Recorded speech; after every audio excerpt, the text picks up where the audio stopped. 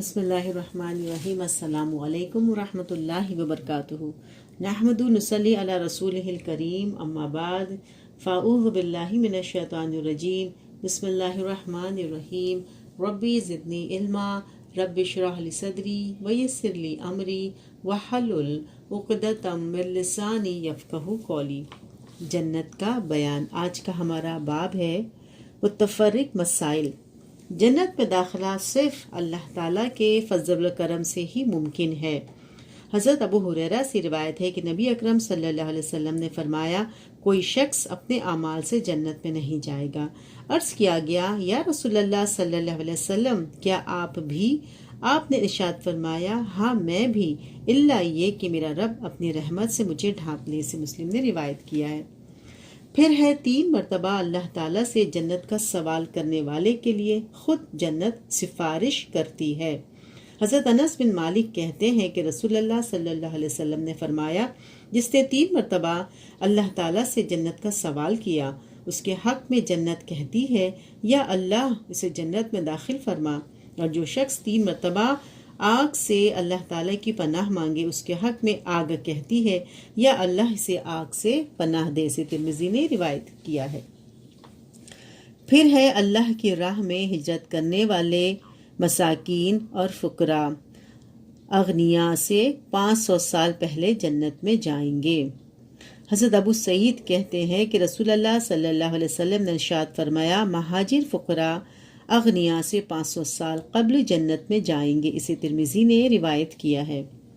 پھر ہے ہر انسان کی جنت و جہنم میں جگہ ہوتی ہے، لیکن جب کوئی آدمی جہنم میں چلا جاتا ہے تو اس کی جنت والی جگہ جنتیوں کو دے دی جاتی ہے۔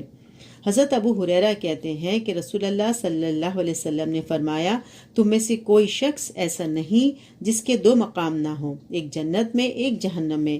لیکن جب کوئی شخص مرنے کے بعد جہنم میں چلا جاتا ہے تو اہل جنت اس کے جنت والے مقام کے وارث بن جاتے ہیں، اور یہی تفسیر ہے اللہ تعالیٰ کے قول سورہ مومنین آیت نمبر 10 میں ہے کہ یہ لوگ ہیں جنت کے وارث۔ اسے ابن ماجہ نے روایت کیا ہے۔ پھر ہے جہنم میں جانے کے بعد نبی صلی اللہ علیہ وسلم کی شفاعت پر جہنم سے نکل کر جنت میں داخل ہونے والے لوگوں کو جنتی لوگ جہنمی کے نام سے پکاریں گے۔ حضرت عمران بن حسین سے روایت ہے کہ نبی اکرم صلی اللہ علیہ وسلم نے فرمایا، کچھ لوگ محمد صلی اللہ علیہ وسلم کی سفارش سے آگ سے نکالے جائیں گے اور جنت میں داخل کیے جائیں گے۔ لوگ انہیں جہنمی کے نام سے پکاریں گے۔ اسے ابو داؤد نے روایت کیا ہے۔ وضاحت: جہنمی تانے کے طور پر نہیں کہا جائے گا، بلکہ اللہ کا فضل یاد دلانے کے لیے کہا جائے گا، جس نے انہیں اپنے فضل کرم سے جہنم سے نجات دلائی تاکہ وہ اللہ تعالیٰ کے زیادہ سے زیادہ شکر گزار بنے۔ پھر جنتی آدمی کی روح قیامت سے پہلے جنت میں پہنچ جاتی ہے۔ حضرت عبد الرحمن بن قاب انصاری سے روایت ہے کہ ان کے باپ رسول اللہ صلی اللہ علیہ وسلم کی حدیث بیان کرتے ہیں کہ آپ نے ارشاد فرمایا ہے، مومن کی روح مرنے کے بعد جنت کے درختوں پر اڑتی پھرتی ہیں، یہاں تک کہ جس روز مردے اٹھائے جائیں گے اس روز وہ روح اپنے جسم میں لوٹا دی جائے گی۔ اسے ابن ماجہ نے روایت کیا ہے۔ پھر ہے مومن کو اللہ کی رحمت کا امیدوار اور اس کے عذاب سے ہمیشہ خائف رہنا چاہیے۔ حضرت ابو ہریرہ کہتے ہیں کہ میں نے رسول اللہ صلی اللہ علیہ وسلم کو فرماتے ہوئے سنا ہے، اگر کافر کو معلوم ہو جائے کہ اللہ تعالیٰ کی رحمت کس قدر وسیع ہے تو وہ جنت سے کبھی مایوس نہ ہو، اور اگر مومن کو معلوم ہو جائے کہ اللہ تعالیٰ کے یہاں کیا کیا عذاب ہے تو وہ کبھی جہنم سے بے خوف نہ ہو۔ اسے بخاری نے روایت کیا ہے۔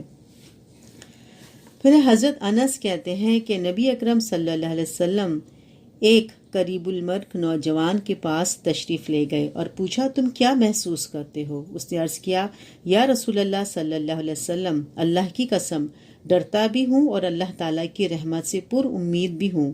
رسول اللہ صلی اللہ علیہ وسلم نے فرمایا، اس موقع پر جب کسی کے دل میں خوف اور امید جمع ہوتے ہیں تو اللہ تعالیٰ حسب امید فضل کرم کرتے ہیں اور حسب خوف محفوظ و مامون رکھتے ہیں۔ اسے ترمذی اور ابن ماجہ نے روایت کیا ہے۔ پھر ہے مشرکین کے فوت ہونے والے نابالغ بچوں کا معاملہ اللہ بہتر جانتا ہے۔ حضرت عبداللہ بن عباس کہتے ہیں کہ رسول اکرم صلی اللہ علیہ وسلم سے مشرکین کی فوت ہونے والی نابالغ اولاد کے بارے میں سوال کیا گیا تو آپ نے ارشاد فرمایا اللہ خوب جانتا ہے کہ وہ بڑے ہو کر کیا عمل کرتے۔ اسے بخاری نے روایت کیا ہے۔ پہلے مسلمانوں کے فوت شدہ نابالغ بچوں کی پرورش جنت میں حضرت ابراہیم اور حضرت سارہ کرتے ہیں۔ حضرت ابو ہریرہ کہتے ہیں کہ رسول اللہ صلی اللہ علیہ وسلم نے فرمایا مسلمانوں کے بچے فوت ہونے کے بعد جنت میں پرورش پاتے ہیں۔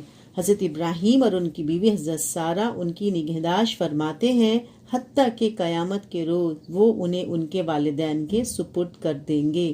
اسے ابن عساکر نے روایت کیا ہے۔